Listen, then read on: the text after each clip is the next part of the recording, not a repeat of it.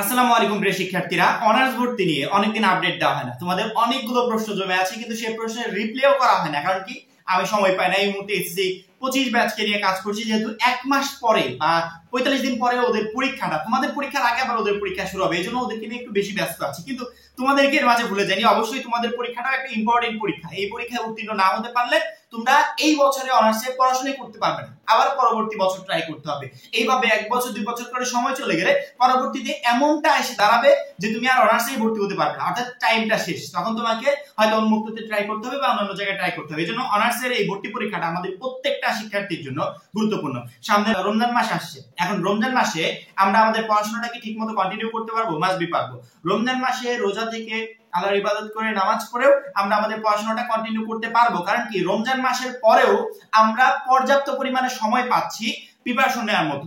যেমন ধরো SSC 25 batch এই মুহূর্তে দেখো প্রিপারেশন নিচ্ছে, রমজানের পরে ওদের হাতে সময় নেই, ওদের পরীক্ষা আবার এপ্রিলের 10 তারিখ থেকে, তোমাদের পরীক্ষাটা আবার মে থেকে। সেক্ষেত্রে মাঝখানে একটু তোমরা গ্যাপ পাচ্ছ, যেই গ্যাপে তোমরা ভালো একটা প্রিপারেশন নিতে পারবে। কিন্তু এই রমজানে তোমাদের প্রস্তুতি কিন্তু থেমে থাকবে না, অবশ্যই মাস্ট বি গুড একটা প্রিপারেশন নিতে হবে। এবং রমজানের আমি চেষ্টা করবো রমজানের ভিতর পড়াশোনা করার জন্য একটা রুটিন রেডি করে দেওয়ার, যাতে তোমরা রোজা থাকতে পারো, নামাজও পড়তে পারো এবং ওইখান থেকে পড়াশোনার জন্য একটু গ্যাপ বের করে নিতে পারো।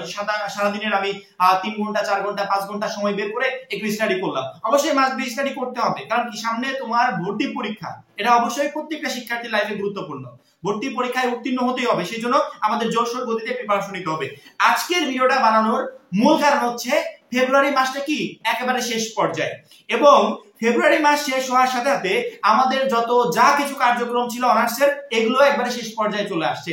প্রচুর পরিমাণ শিক্ষার্থী আমাকে কমেন্ট করছে, ভাই এই সমস্যা ওই সমস্যা, এটা হয়েছে কিনা সেটা হয়েছে কিনা। আমি মূলত তাদের জন্য আজকের ভিডিওটা রেডি করেছি।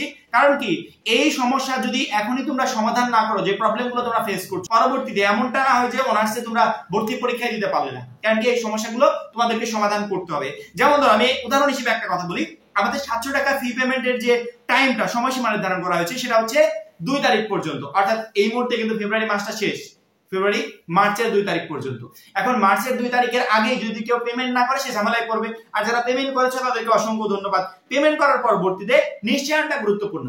পেমেন্ট করলাম, নিশ্চয় হয়েছে কিনা, ওই যে মোবাইলে একটা এসএমএস আসবে। আমি এই বিষয়ে ভিডিও বানিয়েছিলাম যে শিক্ষার্থীরা কিভাবে বুঝবে তোমার পেমেন্টটা সফল হয়েছে, কিভাবে বুঝবে তোমার আবেদনটা সফল হয়েছে। আবেদন করার পরবর্তীতে একটা এসএমএস আসবে, বুঝলাম যে আবেদন সফল হয়েছে, মানে ওই এসএমএস আমাকে জানানো হবে যে 700 টাকা তুমি পেমেন্ট করো, তাহলে আমার আবেদনটা সফল হয়েছে। এখন পেমেন্ট করার পরবর্তীতে জানানো হবে তোমাকে অমুক কলেজ রিসিভ করেছে বা তোমার আবেদনটা রিসিভ করেছে, তখন বুঝতে হবে আমার পেমেন্টটাও সফল হয়েছে। এখন নিশ্চয় মানে কি, আমার টোটাল প্রসেস গুলো দেখে আমাকে নিশ্চয়িত করবে। ওই যে লাস্টের যে রিসিভের এসএমএসটা না, ওই এসএমএসটা হচ্ছে আমাদের নিশ্চয় এসএমএস। ওই এসএমএস যদি কোনো শিক্ষার্থী না পেয়ে থাকো, যারা পেয়েছো তারা রিল্যাক্স থাকো, যে আলহামদুলিল্লাহ তোমার ক্ষেত্রে কোনো প্রবলেম হবে না, এখন তুমি ভর্তি পরীক্ষার জন্য প্রস্তুত হও।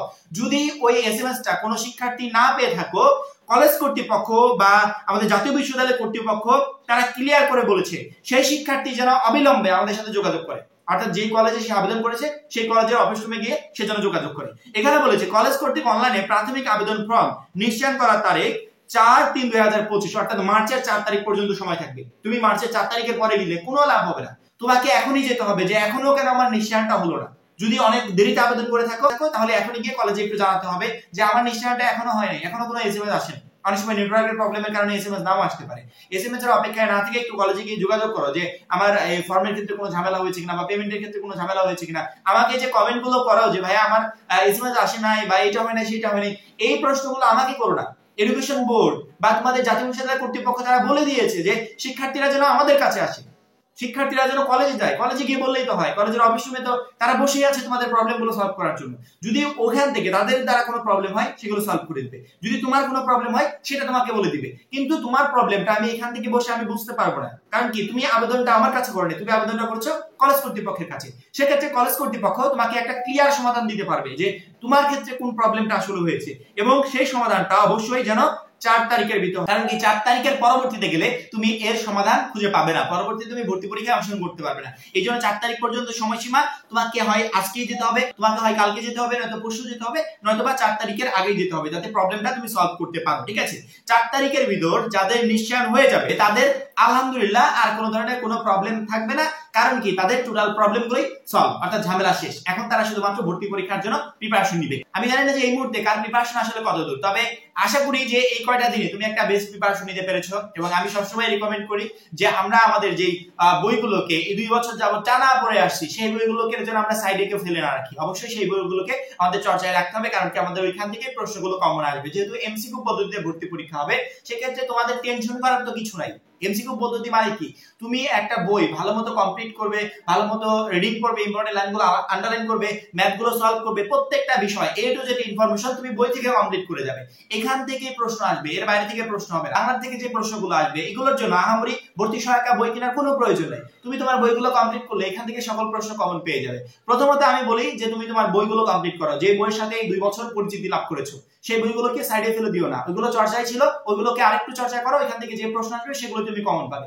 দ্বিতীয়ত, যদি কারো মন চায় যে আমি এক্সট্রা প্রিপারেশনের জন্য ভর্তি সহায়িকা বইটা কিনতে চাই, হ্যাঁ কিনতে পারো, কিনলে কোনো ক্ষতি নাই।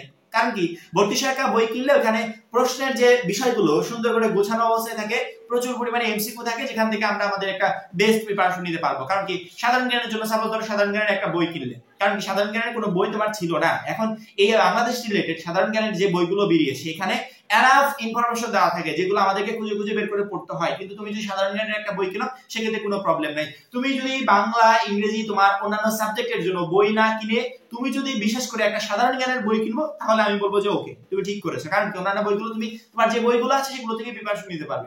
সাধারণ জ্ঞানের জন্য বইটা কিনেছো যেটা তোমার নাই, ওইখান থেকে তুমি এনাফ ইনফরমেশন কালেক্ট করে যাবে এবং সাধারণ জ্ঞানের যে বইটা কিনেছো ওইখান থেকে তুমি পরীক্ষায় প্রশ্ন কমন পাবে, ওর বাইরে থেকে প্রশ্ন আসবে না। কিন্তু অন্যান্য সাবজেক্টগুলো নিজের বই থেকে কমপ্লিট করলেও হয়ে যাবে। তারপরে যারা ভর্তি সহায়িকা বই কিনেছো তাদের প্রিপারেশনটা আরেকটু জোরদার হবে, আরেকটু শক্তিশালী হবে। এবং এই ভর্তি পরীক্ষার জন্য আমি তো বলেছি কোচিং করার কোনো প্রয়োজন নেই। আশা করি প্রত্যেকটা শিক্ষার্থী এই মুহূর্তে প্রিপারেশন প্রায় ধরতে গেলে অর্ধেক নিয়ে ফেলেছো। সামনে আরেকটু সময় আছে এবং সামনে রমজান মাসের কারণে প্রিপারেশনে অনেক ঘাটতি পড়তে পারে। তবে আমার মনে হয় রেগুলার যদি আমরা একটা টাইম মেইনটেইন করে পড়তে পারি, যে আমি প্রত্যেকটা দিন রমজান মাসের পুরোটা মাস আমি এই সময়ে এই কয় ঘন্টা পড়বো বা এই সময়ে এই কয় ঘন্টা পড়বো, সেক্ষেত্রে আমাদের শরীরের উপর এক্সট্রা কোনো প্রেশারও হবে না এবং আমাদের পড়াশোনার ক্ষেত্রে কোনো ধরনের ঘাটতিও হবে না। অবশ্যই আমরা চেষ্টা করবো রমজান মাসে একটা রুটিন রেডি করে দেওয়ার জন্য। যদি সম্ভব হয়, যদি সময় পাই, ইনশাআল্লাহ তোমাদের রুটিন নিয়ে কাজ করবে এবং তোমাদের একটা রুটিন রেডি করে দিব, যাতে রমজান মাসেও তুমি একটা বেস্ট প্রিপারেশন নিতে পারো অনার্স ভর্তি পরীক্ষার জন্য। আশা করি আমি যে ইনফরমেশন গুলো ভিডিওতে দিয়েছি প্রত্যেকটা ইনফরমেশন তোমাদের জন্য গুরুত্বপূর্ণ ছিল। অনেকদিন তোমাদের সাথে কমিউনিকেশন করা হয় না, তোমাদের অনেক প্রশ্ন জমেছিল, প্রত্যেকটা প্রশ্নের উত্তর দিতে পেরেছি। এখন এই পর্যন্ত, পরবর্তী ভিডিওর জন্য আমাদের চ্যানেলটা সাবস্ক্রাইব করে রাখবে। সবাই ভালো থাকবে, সুস্থ থাকবে, আল্লাহ হাফেজ।